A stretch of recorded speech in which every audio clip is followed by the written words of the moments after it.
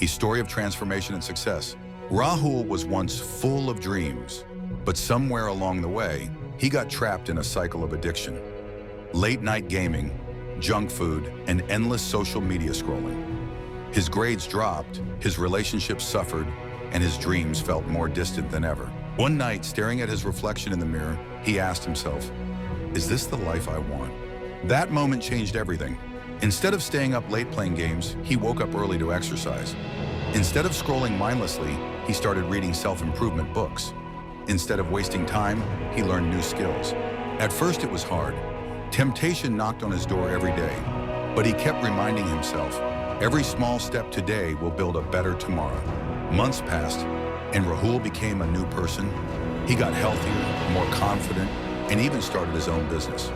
The same energy he once used to fuel his bad habits now powered his success. One day an old friend asked, "How did you change so much?"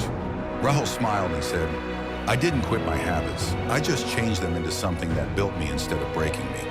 The moral for this story is, your habits shape your future. The same energy you spend on destructive habits can be redirected toward success. The choice is yours.